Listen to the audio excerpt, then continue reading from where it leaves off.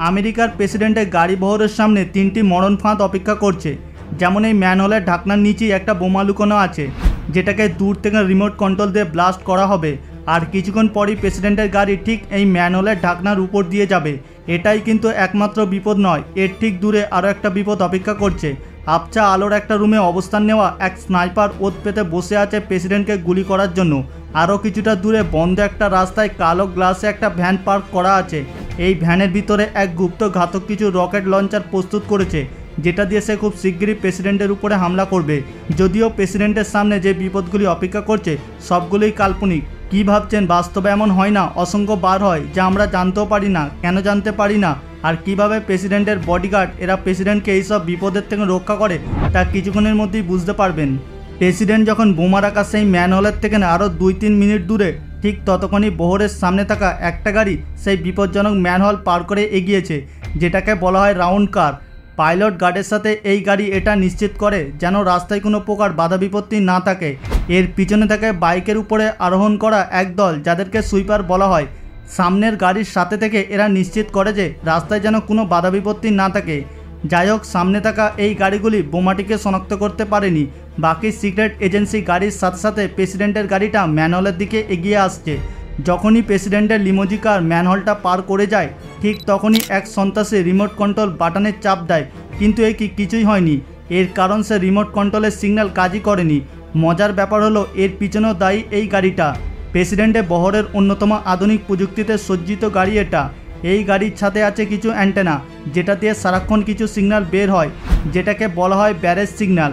আসলে এই সিগন্যালগুলি এত বেশি শক্তিশালী যে আশেপাশে আর কোনো রেডিও সিগন্যাল তখন আর কাজ করে না।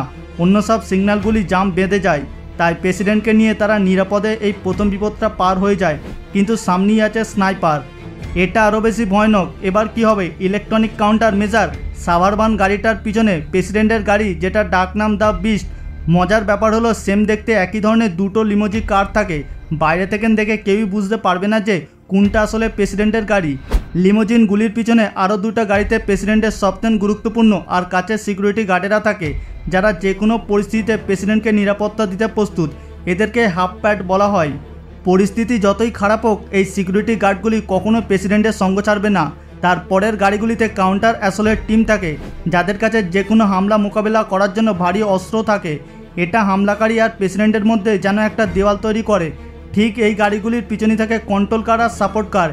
এগুলোতে প্রয়োজনীয় জিনিসপত্র আর প্রেসিডেন্টের নিজস্ব চিকিৎসক থাকে। কিন্তু তারা কেউই জানে না যে সামনে কী ধরনের বিপদ অপেক্ষা করছে। প্রেসিডেন্টের গাড়ি বহর যখন সেই স্নাইপার টার্গেটের জায়গায় এসে পৌঁছায়, স্নাইপার তখন সঠিক লোককেই গুলি ছুঁড়ে।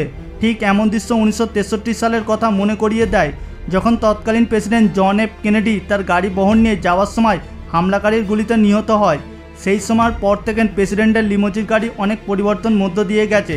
কেনেডির ব্যবহৃত সেই গাড়িটা 1961 সালের ভার্সন ছিল। এই গাড়ির ছাদ পুরোপুরিভাবে ফোল্ড করা যেত। কেনেডি নিজেই এমনটা চেয়েছিলেন, যাতে তাকে জনগণের আরও কাছের কেউ মনে হয়। কিন্তু ঠিক এই ডিজাইনটা তাকে নিরাপত্তা ঝুঁকিতে ফেলে দিয়েছিল। তাই কেনেডির হত্যাকাণ্ডের পর এই গাড়িটাকে ব্যাপক পরিবর্তন আনা হয়েছিল। যেমন পুরো গাড়িটা বুলেট প্রুফ গ্লাস দিয়ে ঢেকে দেওয়া হয়েছিল, সেই সাথে এতে ব্যবহার করা হয় টাইটানিয়াম আর্মান প্রোডাক্ট। আর তাই আমেরিকার প্রেসিডেন্ট বর্তমানে লিমোজিন কার এমন যে এটা যে কোনো হামলা মোকাবিলা করতে সক্ষম। স্নাইপারের গুলির কোনো সম্ভাবনা নেই এই গাড়ির বুলেট প্রুফ জানালা ভেদ করে প্রেসিডেন্টের শরীর ভেদ করবে। বর্তমানে আমেরিকার প্রেসিডেন্টের ব্যবহৃত বিস্ট লিমোজিন গাড়ির প্রথম ব্যবহার শুরু হয় 2008 সালে। এটা জেনারেল মোটরস কোম্পানি পুরোপুরিভাবে নিজেদের মতন করে তৈরি করেছে। দেখতে সেরান কারের মতন হলেও এটা আসলে একটা ট্রাক প্ল্যাটফর্মের উপর বানানো হয়েছে, কারণ এর সব আর্মার মিলিয়ে এর ওজন প্রায় 700 কেজির বেশি। সেই সাথে যে কোনো ধরনের রাসায়নিক হামলা থেকে বাঁচতেও গাড়ির ভিতরের অংশটা পুরোপুরিভাবে সিল করে দেয়া আছে। এর টায়ারে গুলি করা হলেও গাড়িটা নির্বিঘ্নে চলতে পারবে।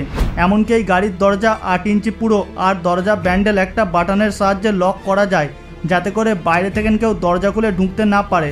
আর তাই এটাকে এক ধরনের লাক্সারিয়াস সামরিক ট্যাঙ্কও বলা যেতে পারে, কারণ এটা যে কোনো প্রতিকূল পরিবেশের জন্য একদম পুরোপুরি প্রস্তুত। কিন্তু আমাদের এই গল্পের সবথেকে বড় চ্যালেঞ্জ আর মাত্র অল্প কিছুটা দূরেই অপেক্ষা করছে। মাত্র 2 ব্লক সামনে একটা ট্রাকের রকেট লঞ্চার নিয়ে অপেক্ষা করছে হামলাকারী। ও হ্যাঁ, প্রেসিডেন্টের গাড়ি বহর কিছু বড় বড় ভ্যানও থাকে। এগুলি মূলত সাংবাদিকদের জন্য, যারা সারাক্ষণ প্রেসিডেন্টের সাথে ভ্রমণ করে। তাদের পিছনে এই গাড়িটির নাম আইডি কার। এটা মূলত প্রেসিডেন্টে আর পুরো শহরে যোগাযোগ রক্ষা করে। আবার এর পিছনে আছে হাজার মেটেরিয়াল মিটিগেশন ইউনিট। এটা এমন একটা গাড়ি যেটা যে কোনো বায়োলজিক্যাল, কেমিক্যাল বা নিউক্লিয়াস অ্যাটাকও প্রতিহত করতে একদম প্রস্তুত। এমন ভয়ঙ্কর যে কোনো পরিস্থিতি সামাল দেওয়ার জন্য এতে আছে প্রয়োজনীয় সকল প্রযুক্তি সহ বিভিন্ন দক্ষ সামরিক বিশেষজ্ঞ। ছাতে এমন গোল আকৃতির গাড়িটার নাম রোড রানার। এটা পুরো বহরের কমিউনিকেশন হাব হিসাবে কাজ করে, যাতে করে প্রেসিডেন্ট সবসময় অনলাইন থাকতে পারে, কারণ এই গাড়িটা সরাসরি স্যাটেলাইট আর ইন্টারনেটের সাথে যুক্ত থাকে। প্রেসিডেন্ট যে কোনো ধরনের কল বা ভিডিও কনফার্মেশনের জন্য এটা পুরোপুরিভাবে নির্বিচ্ছিন্ন ইন্টারনেট সংযোগ দিতে পারে। আর এই পুরো বহরের শেষের দিকে থাকে একটা লোকাল অ্যাম্বুলেন্স, যাতে কোনো বিপদের প্রয়োজন হলে অ্যাম্বুলেন্স করে প্রেসিডেন্টকে হসপিটাল বা নিরাপদ আশ্রয় নিয়ে যেতে পারে। গাড়ি বহরের একদম শেষে লোকাল পুলিশের কিছু গাড়িও থাকে, যারা নিশ্চিত করে যে পিছন থেকে যাতে কোনো গাড়ি প্রেসিডেন্টের বহরে ঢুকতে না পারে। তো এইভাবেই প্রেসিডেন্টের লিমোজি কার সেই ট্রাকের কাছাকাছি চলে আসে। দ্রুত এক ব্যক্তি ট্রাক থেকে বের হয়ে একটা রকেট লঞ্চার প্রেসিডেন্টের গাড়ির দিকে তাক করে। এমন পরিস্থিতির জন্য প্রেসিডেন্টের লিমোজি কার আর ইলেকট্রনিক কাউন্টার মেজারমেন্ট গাড়িতে বিশেষ এক ধরনের স্মোক ভ্যানেট থাকে। যখন এমন পরিস্থিতি আসে, স্মোক ভ্যানেটগুলি নিজেই ব্লাস্ট হয়ে গাড়ির চারপাশে পুরো ধোঁয়ায় ঢেকে দেয়। এই ধোঁয়াগুলি এমন বিশেষ কেমিক্যাল দিয়ে তৈরি যে এই ধোঁয়াগুলির হিট সিগনেচার যন্ত্র দিয়েও ধরা দেওয়া সম্ভব নয়। তাই আরও আধুনিক গাইডেড মিসাইল হলেও সেগুলির টার্গেটে আঘাত করতে পারবে না। এইভাবেই প্রেসিডেন্টের গাড়ি সর্বোচ্চ বিপজ্জনক সেই এলাকা ত্যাগ করে। আসলে শুনতে কাল্পনিক মনে হলেও আমেরিকার প্রেসিডেন্ট বা বিশ্বের বড় বড় নেতাদের সঙ্গে এমনটা প্রতিনিয়ত ঘটছে, যা খুবই কম মিডিয়ায় আসে। বন্ধুরা, আশা করি আজকের ভিডিওটি আপনাদের ভালো লেগেছে। যদি ভিডিওটি ভালো লেগে থাকে ভিডিওটিকে একটি লাইক করে দেবেন এবং সকলের সঙ্গে শেয়ার করে দেবেন। আর আপনি যদি আমাদের চ্যানেলে নতুন দর্শক হয়ে থাকেন তাহলে এখনই আমাদের চ্যানেলটিকে সাবস্ক্রাইব করে পাশে থাকা বেল আইকনটিতে ক্লিক করে রাখুন। দেখা হচ্ছে পরবর্তী এপিসোডে। ভালো থাকবেন, ধন্যবাদ।